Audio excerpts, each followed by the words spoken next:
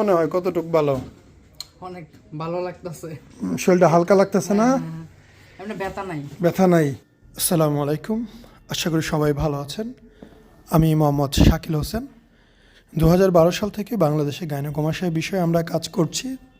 2017 থেকে আমরা নিয়মিত ভিডিও প্রচার করছি। আপনারা জেনে খুশি হবেন, আমাদের চ্যানেলে প্রায় 2000-এর বেশি ভিডিও হয়ে গেছে এবং 1,20,000-এর মতো সাবস্ক্রাইবার। সো আমরা চেষ্টা করতেছি আমাদের মেসেজগুলো সব গাইনোকমাসিয়া পেশেন্টের কাছে যাতে পৌঁছে যায়। কেননা এই বিষয়গুলো, এই সমস্যা যাদের আছে শুধুমাত্র তারাই জানে কী ধরনের সমস্যার সম্মুখীন হচ্ছে। দ্বিতীয়ত, কারো জানা কোনোভাবেই সম্ভব না। 2005 থেকে আমি নিজে গাইনোকমাসিয়া আক্রান্ত ছিলাম। 2016 সালে আমার সার্জারিটি করিয়ে ফেলি। আমার নিজের সার্জারির পূর্বে থেকে আমি আপনাদের সাথে আছি। আমাকে অনেকেই চেনেন, অনেকেই চেনেন না।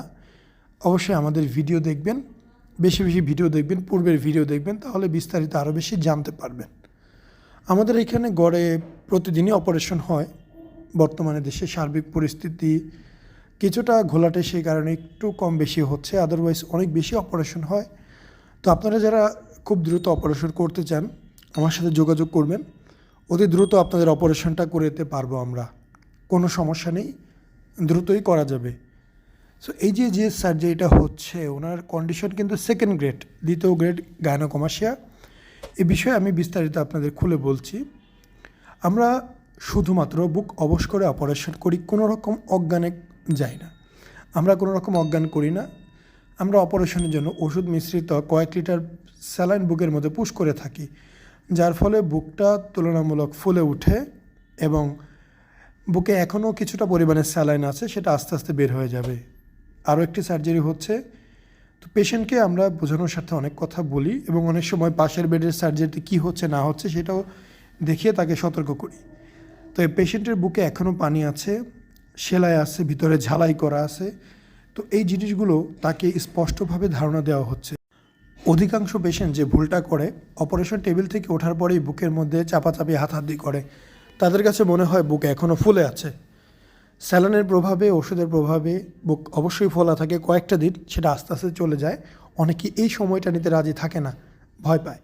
সো এই যে গুটির মতো দেখতে পাচ্ছেন, এগুলো ভিতরে ঝালাই করা, সেলাই করা, সেই কারণেই গুটির মতো মনে হচ্ছে, কিন্তু এগুলো স্থায়ী কিছু না, এগুলো কয়েকদিনের মধ্যেই চলে যাবে। অবশ্যই এই সময়টা নিতে হবে। আমরা 1% গ্ল্যান্ডও রাখি না, একদম পরিপূর্ণ গ্ল্যান্ড বের করে নিয়ে আসি। এই হচ্ছে 2 দিন পরের অবস্থা। এই যে এখানে একটা তিল দেখা যায়, এটা প্রমাণ, ঠিক আছে? আগের ভিডিওতে এটা খেয়াল করলেই বোঝা যাবে। যা আছে খুবই ভালো আছে। এখানে যে সেলাই আছে বোঝা যায়। এই সেলাইগুলো যাইতেও সময় নেবে, অবশ্যই সময় নিতে হবে। এখানে কি আঠা লেগে আছে, আঠা লেগেছিল। তো তুমি দেখছো কেমন লাগে? ভালো। ভালো লাগে? কি মনে হয় কতটুক ভালো? অনেক ভালো লাগতেছে। শরীরটা হালকা লাগতেছে না? এমনি ব্যথা নাই। ব্যথা নাই। রেজাল্ট কেমন লাগে? এটা তো যদিও চূড়ান্ত ফলাফল না, প্রাথমিক মাশাআল্লাহ ভালো, মানে কয়েকদিন পরে আরো বেটার হবে আশা করতে। কয়েকদিন পর আরো বেটার হবে, এটাই সত্য। কারণ মাত্র অপারেশন হয়েছে, এত কাটা ছেঁড়া হয়েছে, টাইম তো লাগবেই নাকি? তো জাদু করে দেওয়ার কিছু না, কোনো জাদু করে করছে নি। মানুষের হাতের কাজ না, কাটা ছেঁড়া না, তাহলে এই টাইমটা অবশ্যই দিতে হবে। অনেকেই ভাবে যে রাতারাতির মধ্যে আমি একদম সুপারম্যান হয়ে যাবো, এটা তো সম্ভব না। একটা স্বাভাবিক প্রক্রিয়ার মধ্যে সব কিছুই নর্মাল হবে, ঠিক আছে? তো টাইমটা অবশ্যই নিতে হবে। গাইনোকমাসিয়া ছাড়াও আমরা যেসব সেবা দিয়ে থাকি, হেয়ার ট্রান্সপ্লান্ট, টাক মাথায় চুল প্রতিস্থাপন, বিয়ার ট্রান্সপ্লান্ট, মুখে দাড়ি প্রতিস্থাপন, আইব্রো ট্রান্সপ্লান্ট, মেয়েদের ব্রেস্ট বড় এবং ছোট করার অপারেশন, ব্রেস্ট ইমপ্ল্যান্ট এবং ব্রেস্ট রিডাকশন করা হয়, ঝুলে যাওয়া পেট, টামি টাক সার্জারি করা হয়, স্কিন বা ত্বকের সব ধরনের চিকিৎসা করা হয়, chemical peeling, CO2 laser, hydrofacial, hair removal, hair PRP ইত্যাদি। ছেলেদের পুরুষাঙ্গ বড় এবং মোটা করার জন্য পিশট এবং ফ্যাট গ্রাফটিং করা হয়।